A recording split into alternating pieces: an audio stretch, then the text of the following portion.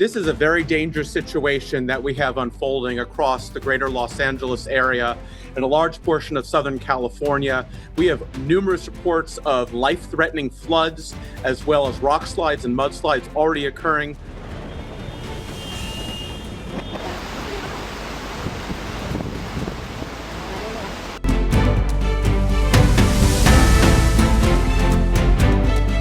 ዲሴምበር 22 ቀን 2005 ዓ.ም በመላው ዓለም የገና በዓል በደስታ በሳቅና በቤተሰብ ፍቅር እየተጠበቀ ባለበት በዚህ ሰዓት በአሜሪካዋ ካሊፎርኒያ ግዛት ግን ሐዘን የቀላቀለ የሞት ውሃ ከሰማይ እየወረደ ነው። ዛሬ የምናወራው ስለ ተራ ዝናብ አይደለም። ዛሬ የምናወራው ከፓሲፊክ ውቅያኖስ ተነስቶ ቤቶችን እየበላ መንገዶችን እየናደና የሰው ልጅ ተስፋ እያጨለመ ስላለው አትሞስፌሪክ ሪቨር ወይንም የሰማይ ላይ ወንዝ ተብሎ ስለሚጠራው አስፈሪ የተፈጥሮ ክስተት ነው። ዛሬ በሬዲንግ ከተማናም በሰሜን ካሊፎርኒያ ሰማዩ ተቀዶ የጥፋት ውሃ ያወረደ ይመስላል። በዓሉን ለማክበር የተዘጋጁ ቤቶች በጭቃ ተውጠዋል። በደስታ ይሰባሰባሉ ተብሎ የታሰቡ ቤተሰቦች ዛሬ በነፍስ አድን ሄሊኮፕተሮችና በጀልባዎች ከሞት ጋር ግብግብ ላይ ናቸው።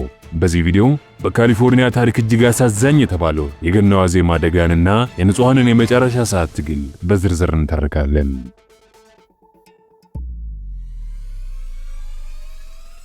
ከሳክራሜንቶ በስተሰሜን 150 ማይል ርቀት ላይ የምትገኘው ሬዲንግ ከተማ ዛሬ የውሃ መዋኛ ሆናለች። የከተማዋ ከንቲባ ማይክ ሌቶ በከባድ ሐዘን ውስጥ ሆነው እንደገለጹት ዛሬ ቢያንስ የአንድ ሰው ሕይወት በድንገተኛ ጎርፍ ተቀጥፏል። ፖሊሶችና የእሳት አደጋ ሰራተኞች ሌሊቱን ሙሉ በውሃ ውስጥ የተዘፈቁ ሰዎችን ሲያወጡ አድረዋል። በሺዎች የሚቆጠሩ መኪኖች በመንገድ ላይ ቀርተዋል። አሽከርካሪዎች ከመኪናቸው ጣራ ላይ ወጥተው የነፍስ አድን ሰራተኞችን እርዳታ ሲጠባበቁ የሚያሳዩ ምስሎች ልብን ይሰብራሉ። የአየር ንብረት ባለሙያዎች እንደሚሉት በ24 ሰዓት ውስጥ ብቻ 10 ኢንች የሚደርስ ዝናብ ዘንቧል። ይህ ማለት ለወራት ያክል ሰሜናዊውን የካሊፎርኒያን ግዛት የሚያረሰርስ ውሃ በአንድ ቀን ውስጥ ዘነበ ማለት ነው። ዛሬ በሬዲንግ ሞትና ውሃ ጎረቤት ሆነዋል። የከተማዋ የኤሌክትሪክ አገልግሎት ተቋርጧል። ግማሹ ከተማ በጨለማና በውሃ ተውጧል። በአሜሪካ እጅግ ተፈላጊና ስራ የሚበዛበት የገና የጉዞ ወቅት ዛሬ ወደ መከራ ተቀይሯል። ታዋቂው ኢንተርስቴት 5 አውራ ጎዳና በጎርፍ ተውጦ በከፊል ተዘግቷል። ወቅቱ ነውና በቀዝቃዛው ዲሴምበር ወር ሞቅ ያለ ድባብን የሚፈጥረው የክሪስማስ በዓል ጥላ ጥልቶበታል። ለቤተሰብ የገና ግብዣ ሊሄዱ የነበሩት ሰዎች መንገዱ በጎርፍ ተገምሶ በመቅረቱ አይደለም ወደ አሰቡበት ለመድረስ ዞሮ ወደ ቤታቸው ለመመለስ እንኳን ተቸግረዋል። በካሊፎርኒያ የሃይዌይ ፓትሮል ገጽ ላይ የሚወጡ ምስሎች እንደሚያሳዩት መኪኖች ልክ እንደ ጀልባ በውሃ ላይ እየተንሳፈፉ ነው። ፍሬሽ ዋተር ተብሎ በሚጠራው አካባቢ የሚኖሩ ነዋሪዎች በታሪካችን እንዲህ ያለ አስፈሪ ነገር አይተን አናውቅም በማለት በድንጋጤ ይናገራሉ። መንገደኞች በጭቃ ተውጠዋል። ግዙፍ ድንጋዮች ከተራራ ላይ እየተንሸራተቱ ተጓዦችን አደጋ ለቅለዋል። በሃምቦልት ካውንቲ የዩኤስ ሃይዌይ 101 በሁለቱም አቅጣጫዎች ተዘግተዋል። ይህ ማለት ወደ ሰሜንና ወደ ደቡብ የሚደረጉ ጉዞዎች ሙሉ በሙሉ ቆመዋል ማለት ነው። ዛሬ እጅግ ልብ የሚነካው ታሪክ የተመዘገበው በዶነር ሰሚት አካባቢ ነው። በዩባ ወንዝ ዳርቻ የሚገኝ አንድ ቀይ ቤት በከባድ ጎርፍ ተከቦ 9 ሰዎች በውስጡ ታስረው ቀርተዋል። ውሃው ቤቱን ከመክበቡ የተነሳ ወደ ቤቱ መድረስ ፍጹም የማይቻል ነበረ። የእሳት አደጋ ሰራተኞች ግን ተስፋ አልቆረጡም። ግዙፉን የነፍስ አድን መሰላል በውሃው ላይ በአግድም በመዘርጋት እንደ ድልድይ ተጠቅመውበታል።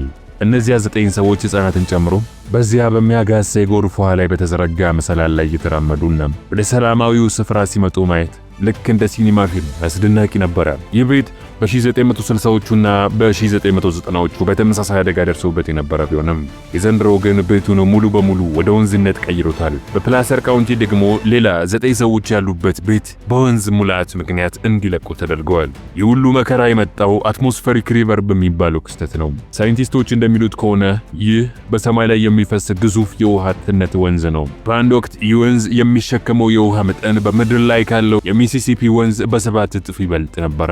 ይህ ወንዝ ካሊፎርኒያን ሲመታ እንደ ስፖንጅ የነበረው መሬት ያኔ ነው ደራሽ ጎርፍ ወይንም ፍላሽ ፍለድ የሚከሰተው። የዘንድሮው ደግሞ ደረጃ 3 የተባለ አደገኛ ደረጃ ላይ ያለ ነው። ይህ ማለት ከባድ የንብረት ውድመትና የሕይወት አደጋን ይዞ ይመጣል። በተለይም ደግሞ ከዚህ ቀደም በሰደድ እሳት የተቃጠሉ ቦታዎች ወይንም በርን ስካርስ ላይ ዝናቡ ሲያርፍ መሬቱ ውሃውን መምጠጥ ስለማይችል እንደ ዘይት ይንሸራተታል ማለት ነው። ይህ ደግሞ የጭቃ መንሸራተት ወይንም የመድ ስላይድ አደጋ ይፈጥራል።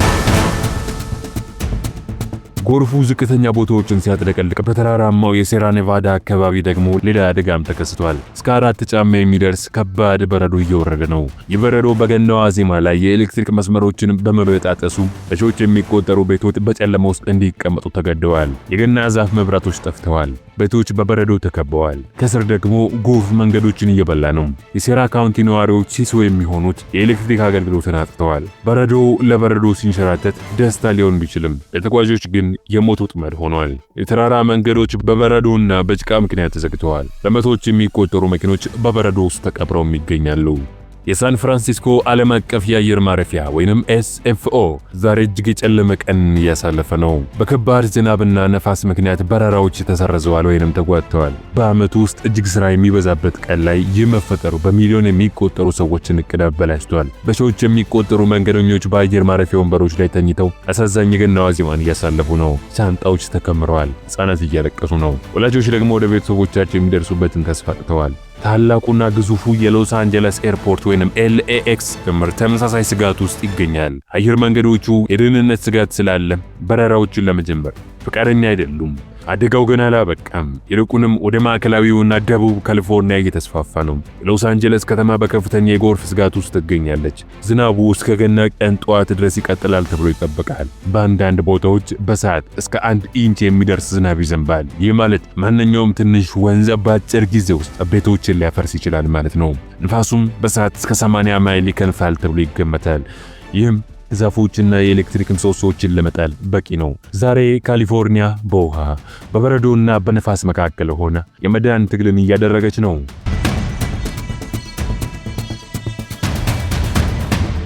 በብሉ ሌክ አካባቢ የሚገኝ ነዳጅ ማደያ በውሃ ተሞልቶ የሚያሳይ ቪዲዮ በማህበራዊ ሚዲያ ላይ በስፋት እየተሰራጨ ነው። ነዋሪዎች እንደሚሉት ውሃው እንደ ወንዝ እየጮኸ ነው የሚመጣው። በአካርታ ሮዳ አካባቢ አንድ ነዋሪ እንደተናገረው በመንገዱ ላይ የሚታየው ውሃ ከስር ምን እንደሚይዝ አይታወቅም። ግንድ፣ ቆሻሻና የፈረሱ መንገዶች ተሸሽገውበታል። አንዳንድ አሽከርካሪዎች ግን ይህንን አደጋ ችላ በማለት በውሃ ውስጥ ለመንዳት ሲሞክሩ ይታያሉ። ይህ ደግሞ በአቅራቢያው ባሉ ቤቶች ላይ የውሃ ማዕበል በመፍጠር ተጨማሪ ጉዳት እየደረሰ ነው። ነዋሪዎች ይህ ለጨዋታ የሚሆን ቦታ አይደለም፣ ይህ የሚያስፈራ የሞት ቀጠና ነው በማለት ይጮኻሉ። እስቲ መለስ ብለን የዚህችን የባለ ግዙፍ ኢኮኖሚ የአሜሪካ ግዛት ቀደም የጎርፍ ታሪኳ ምን እንደሚመስል ተመልክተን እናብቃም። የካሊፎርኒያ ታሪክ በከባድ ድርቅ ብቻም ሳይሆን ሜጋ ፍለድስ በሚባሉ እጅግ አስፈሪ የጥፋት ውሃ ክስተቶች የተሞላ ነው። ይህም የግዛቲቱን ስነ ምህዳር ለዘመናት ሲቀየር ቆይቷል። ከታሪኮች ሁሉ እጅግ አስከፊው ደግሞ በአውሮፓውያኖች የዘመን ቀመር በ1862 የተከሰተው ታላቁ የካሊፎርኒያ የጥፋት ውሃ አሊያም The Great Flood of 1862 ሲሆን በወቅቱ ለ43 ቀናት ሳያቋርጥ የዘነበው ዝናብ መላውን የማዕከላዊ ሸለቆ ወይንም ሴንትራል ቫሊ ወደ ግዙፍ የውስጥ ባህር ቀይሮት ነበርም። በዚያን ጊዜ የግዛቲቱ ዋና ከተማ ሳክራሜንቶ በ10 ጫማ ውስጥ ተውጣ የነበረ ሲሆን መንግስት ለጊዜው ወደ ሳን ፍራንሲስኮ ለመዘዋወርም ተገዶ ነበርም። ሳይንቲስቶች እንደሚሉት ካሊፎርኒያ በየ100 ወይንም በ200 ዓመት አንዴ እንዲህ ያለውን እጅግ ግዙፍ አደጋ የማስተናገድ ተፈጥሯዊ ዑደት አላት። ይህ ክስተት አርክ ስቶርም ተብሎ የሚጠራ ሲሆን በአሁኑ ወቅት ያለው የአየር ንብረት መዛባትና የሙቀት መጠን መጨመር እነዚህን የሰማይ ላይ ወንዞች ወይንም አትሞስፌሪክ ሪቨርስ የበለጠ እርጥበት እንዲይዙና የበለጠ አጥፊ እንዲሆኑ እያደረጋቸው ነው። ስለዚህ ዛሬ የምናየው ጎርፍ አዲስ ክስተት ሳይሆን ካሊፎርኒያ ካለበት አስፈሪ ታሪካዊ ጠባሳ ጋር የሚገናኝ ወደፊትም ለግዛቲቱ ትልቅ የህልውና ስጋት ሆኖ የሚቀጥል የተፈጥሮ ፈተና ነው። ተመልካቾቻችን ይህ በካሊፎርኒያ እየተከሰተ ያለው አደጋ የተፈጥሮን ኃይልና የሰውን ልጅ ደካማነት በግልጽ ያሳየ ነው። ዛሬ በዓሉን በሰላም ቤታችሁ ሆናችሁ ለምታገብሩ ሁሉ እነዚህን በስቃይ ላይ ያሉ ወገኖችን በጸሎታችሁ አስቧቸው። ተፈጥሮ ቁጣዋን ስታዘንብ ሀብታም፣ ድሃ፣ ትልቅ ወይንም ትንሽ አትልም፣ ሁሉንም እኩል ታንቀጠቅጣለች። ካሊፎርኒያ ነዋሪዎች ዛሬ ያላቸው ብቸኛ ተስፋ ዝናቡ እንዲቆምና የነፍስ አድን ሰራተኞች እንዲደርሱላቸው ነው። ይህ ቪዲዮ እንዲደርሳቸው የምትፈልጓቸው ወዳጆቻችሁ ካሉ ሼር አድርጉላቸው። በካሊፎርኒያ ያላችሁ ወገኖቻችን ባካችሁ ከመንገድ ራቁ፣ የባለሙያ ምክርን ስሙ። እናም ሕይወት ከምንም በላይ ውድ ናት።